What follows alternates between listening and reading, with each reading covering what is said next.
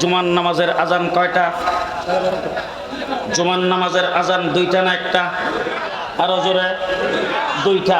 এখন কোন ব্যক্তি এসে যদি একটা আজানকে চুরি কইরা আরেকটারে রাখতে চায়, আমরা পাহারাদার, কথা কয় না।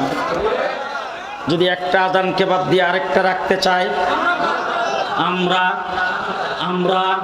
পাহারাদার। জিজ্ঞেস করতে চাই, তারাবির নামাজ কয় রাকাত?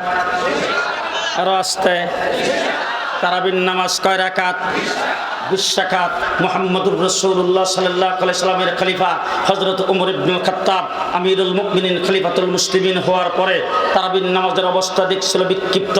কেউ পড়তো একা একা, কেউ পড়তো জামাতের সাথে, কেউ পড়তো নামাজের প্রথম রাত্রিতে, কেউ পড়তো শেষ রাত্রিতে, কেউ এশার নামাজের পরে কিছু কইরা তারপরে চলে গেছেন। বিক্ষিপ্ত অবস্থা ছিল। এরপরে হযরত ওমর ইবনুল খাত্তাব সাহাবায়ে কেরামকে সকলকে ডেকে পরামর্শের ভিত্তিতে, সকল সাহাবায়ে কেরাম ঐক্যমতের ভিত্তিতে হযরত ওমর ইবনুল খাত্তাব ঘোষণা করেছেন, এই উম্মতের জন্য তারাবির নামাজ হবে 20 রাকাত। এখন যদি কোনো ব্যক্তি আইসা 20 রাকাত তারাবির থেকে 12 রাকাতকে মাইনাস করে 8 রাকাত রাখতে চায়, আমরা পাহারাদার। আমরা পাহারাদার। কথা কি মনে থাকবে? আমরা পাহারাদার।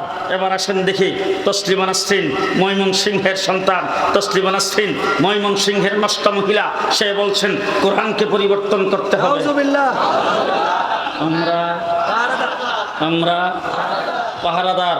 বাইতুল মুকাররমের খতিব ওবাইদুল হক সাহেব মসজিদের মেম্বার থেকে হুঙ্কার দিয়েছে, সারা বাংলাদেশের মানুষ উত্তপ্ত অবস্থায় কোরআন হেফাজতের জন্য রাস্তায় নেমে আসছে।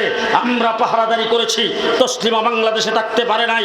হাইকোর্ট থেকে 2 জন বিচারপতি ফতোয়ার বিরুদ্ধে রায় দিয়েছে। মুফতি ফজলুল হক আমিনী পাহারাদারদের মেজর জেনারেল, তিনি হুঙ্কার দিয়েছেন। আমরা মোকাবেলা করেছি। আমরা পাহারাদার। আমরা কি? কথা মনে থাকবে তো? কালকে সকালে উঠে হয়তো সমালোচনা করবেন, এত রাত্র পর্যন্ত বসায় রাখলে ইতাবেন নাম ওয়াজ। তবে শুয়ে শুয়ে একটু চিন্তা করেন, কথাগুলি আপনাদের সামনে বলে গেলাম। আমরা পাহারাদার, আমরা দ্বীন ইসলামের পাহারাদার। আওয়ামী লীগ সরকার শিখা চিরন্তন জ্বালায়া এদেশের মানুষকে যখন মুশরিক বানাইতে চেয়েছে, শাইখুল হাদিসের নেতৃত্বে পাহারাদারি আমরা করেছি। শাহবাগে নাস্তিকার মুরতাদরা একত্রিত হয়ে আল্লাহ রাসূলকে যখন গালি দিয়েছে, এদেশের স্বাধীনতার সার্বভৌমত্বের উপর যখন আঘাত করেছে, আল্লামা আহমদ শফীর নেতৃত্বে শাপলা চত্বরে রক্তের বন্যা বসে আমরাই পাহারাদারি করেছি।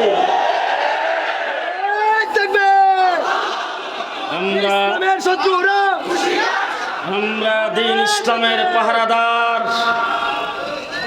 আমরা দ্বীন ইসলামের পাহারাদার। ঠিক কিনা? ঠিক কিনা?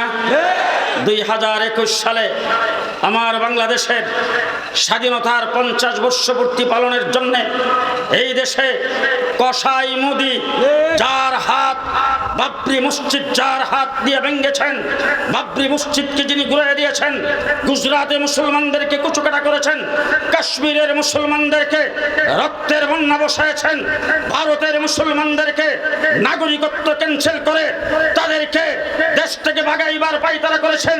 সেই মোদিকে বাংলাদেশে এনে দেশকে যারা নাপাক করতে চেয়েছে, জেল জুলুম নির্যাতন ভোগ করেছে, মোদিকে বাংলার মাটিতে বরদাস্ত করি নাই। আমরা পাহারাদার। আমরা পাহারাদার।